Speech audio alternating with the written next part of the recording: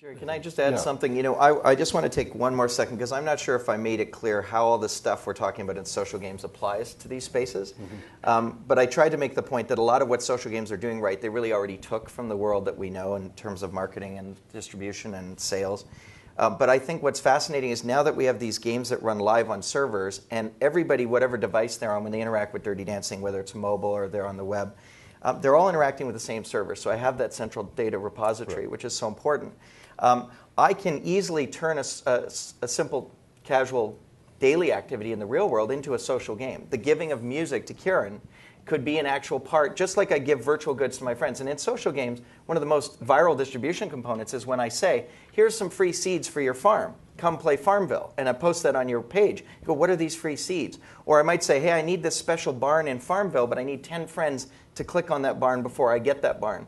So there's these incentives around getting virtual goods or getting goods. Those virtual goods can be digital goods, or they can be real goods. They can be couponed real goods. So we've actually built ourselves, starting to take this outside of games, a tool where instead of seeing an ad for Starbucks in an ad banner, I might see that Jerry's at Starbucks because his mobile device has told me he's opted in, and I can give him a Starbucks coffee, just like I would give you something in a social game. Right. All of that stuff's still running through a social, similar kind of server, using rewards and points like you would for Aeroplan or Air Miles, that kind of thing, and leveling up and unlocking new goods and new offers through an advertising mechanism. So that interactivity, buying you coffee, starts to teach us and give us data like who gives the most gifts, who goes to Starbucks the most often. When I give Starbucks out, do my friends actually redeem it?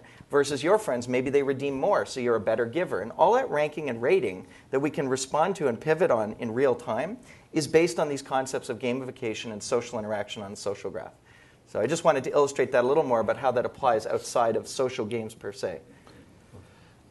You raised an interesting point in what you just said. When you talk about pricing, you know that in music and I would say cultural forms that were not digital first, that you're familiar with some type of pricing and that you keep repeating it. In gaming, we're always experimenting with that because it's evolving all the time. And I'm curious to see what your thoughts about that, but we're trying things. And we're, especially in the free-to-play model, you can try many things. If it doesn't work, you scrap it, and then you try something else. And when you find, and sometimes you get surprises that something will work and will monetize very well. Well, it wasn't the plan. So everybody's always experimenting. It's not public, of course, because people are finding good ways to find ways, things that works. I mean, they're not sharing it, but it's happening. And for other cultural forms trying to commercialize into the digital platform, there is a resistance everywhere because you're probably used to that model that's very secure and everything. And that's what's happening in book publishing right now, especially in kids' publishing world. A year ago, it was the beginning of the iPad, so it was all the big buzz. Okay, we're going to make interactive books on the iPad. We're all going to make money and everything. And of course, it's not as easy as it seems. And now the word that I'm hearing from the publishing world is that we're selling books at $15. We're selling that same book as an ebook for the same price. Why would I pay for a mobile application that will cost much more and that will sell $1 or $3? So that understanding that by lowering a price, you might have a much bigger scope of sales, that might work.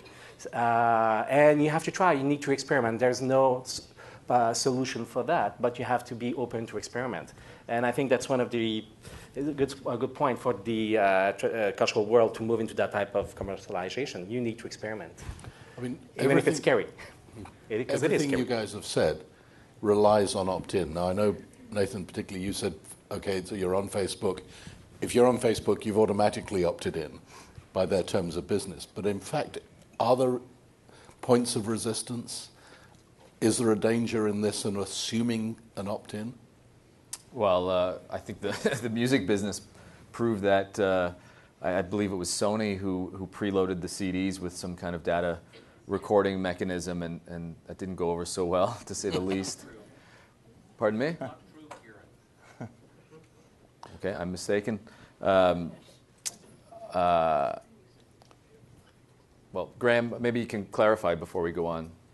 I think. What are you talking about? What data recording are you talking about? There was a rootkit. Yeah, there was a rootkit, Yeah. and some, at least the story was, there was a rootkit on some of the Sony, was it music CDs or whatever, that would install user tracking? I don't know the details, but okay, so what was the rebuttal to that news story? Well, the rebuttal to the news story is it would take us half an hour to explain. Okay. Right. But what I can say is that it was not designed to monitor who you were, what you were, anything that it was suggested that it was designed to do. It was designed to do basically the same sort of thing that your Mac does when you switch. It was designed to do the same thing that your Mac does when you switch between jurisdictions. And you have the opportunity to 5 times switch from a video designation, zone 1 to zone 5, zone 3, and it counted. And that's basically what it did. Right. Okay. People saw it as spyware on their computers and Correct. reacted to it Right. as something negative. Maybe regardless of what the objective was, I think the reaction we can agree on was negative. People are certainly concerned about privacy. Canada's been a leader in some of the privacy control stuff that Facebook now uses. We certainly have consumers who are concerned, and when you install Dirty Dancing, it says, will you give us your email, will you give us... And we lose users at that point. I mean, people don't sign on. People don't sign on to Facebook for that very reason. Jerry, are you on Facebook? No, I am not. Okay. So I don't think it's an unfamiliar fact that some people are concerned about that privacy, and there's an interesting generational study. When we look at the older generation who say, no, I don't want to give up my privacy, and the younger generation who say, why wouldn't I? I live in public anyway. We've experienced there's some limitations to that, but you say, we assume opt-in? I wouldn't mind making just a quick point about that Live Nation purchase of Big Champagne, because Live Nation's business model has a lot to do with selling tickets at a higher price the more demand goes up, right? So Big Champagne tracks the buzz on artists. If Twitter's going up because Drake is being talked about somewhere in some market, they can use that data now to increase the ticket prices in that particular market. But guess what? You gave them your data when you signed in and gave them your Visa or your MasterCard, and you said, I want to buy a Live Nation ticket. You opted in. Most of the time at the bottom of the page, there's that little checkbox. And you've said, yeah, use my data for the purposes of selling me tickets. Well, now some of that data includes how much I want the ticket. Okay. JP, any comments before we go to the audience? Okay. Questions to the panel. I think we've had a fairly broad-based discussion here. Is everybody, quick poll of hands. Did everybody realize when they signed up to Facebook they were signing in to let Nathan know all about them? Well, you still don't, just because you're on Facebook, I don't know anything about you. Just, by the way, but Facebook does. Yeah. Okay, Mikey? Could you comment on the potential consequence of the science of analytics in terms of taking content producers, content distributors away from gauging intuition in making decisions about product development? For example, Nathan, in your model, making decisions about the whale as opposed to looking at the more holistic value of what's in that demographic or those psychographics of who are going to your game.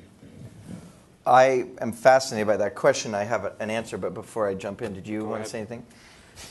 This was specifically the Columbia talk because the students at the MBA program at Columbia were in a program called Transmedia, where they were really evaluating how much can you do statistically versus creatively, and how much do you decide. And we all know that story of the producer. You go to pitch your movie in Hollywood, and you say, well, what if we change the title to this? And then it begins there and keeps going. And so the different types of people get involved in creative development. How much do you do from intuition? How much do you do from a holistic view? We've seen game companies already start to focus their games entirely on those spenders and start making decisions, like you said, statistically that look right. They look good. What if just sell that item? And then they lose all their free users, as we said, and suddenly the game's not as fun for the people who were buying that good. So I think we have a lot to learn. It's just the early stages, at least in my experience, where so many minute creative decisions can be data-driven. So I think we're seeing lots of people try out the things that look right, and they're discovering pretty quickly there's another half to that equation, and it's not always just what the data says or seems to say. In game design, there's this phenomena where people often complain. They say, oh, it's so hard to get past this thing in Dirty Dancing, or it's so hard to get past this thing in this game. So you'd immediately think the data or the customer feedback means change it, make it easier. The reality is the minute you make it easier, you don't have a game. So there's a lot of stuff in the design process that's still very human-driven. I don't think you can replace it with, we wouldn't certainly at this point let our graphs design the game. The graphs are just one more mechanism for us to learn about where we're making money, where the users are getting stuck, perhaps overly so.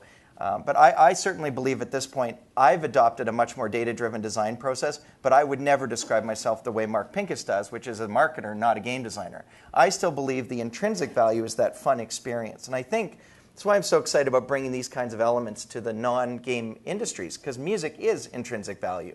Stories in the newspaper are intrinsic value. So I think if you just use points, badges, and leaderboards, the way Mark at some points has risked doing, there's no intrinsic value. It's just pure marketing. It's pure OCD behavior of trying to fill out that LinkedIn bar or get one more badge. And that's not, to me, that's not fun. So I guess there's a balance, Charles, is what I would. JP. And what I can add, actually, it's a two-step process. There's when we create the game before we're live, and then when the game is live in operation for maybe months and years. There are two different processes. Before we're live, it's mostly about the human intervention. It is both the marketing and the design teams, and it's basically a fight that's happening all the way through, because we need to take the two perspectives and make choices based on our experience and assumptions. Of course, we do user tests as we go along, but it's still limited data from outside.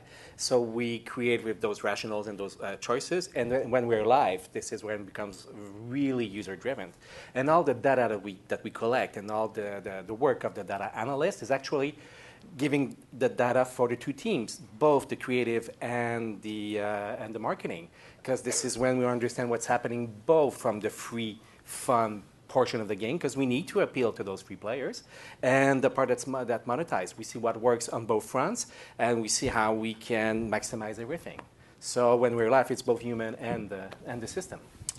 Yeah, to contrast that, first of all, our consumer insights are, I think, much more pedestrian. But beyond that, certainly within the kind of corner of the music business that we play in, we can use data and information to maybe change the message to consumers when we market, improve it. We can use the message to maybe, on a more aggregate level, change maybe the form of the music in terms of the distribution channels and things, not us on an individual level.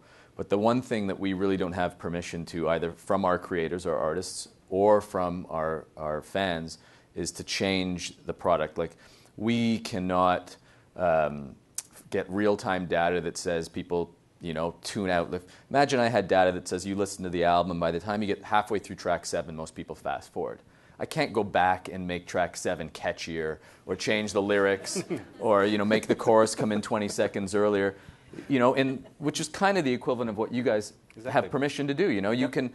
No one's buying the swimming pool in Dirty Dancing. Let's put an extra slide into the pool, and you can sell it. Well, we can't do that. We would just be absolutely, crucified.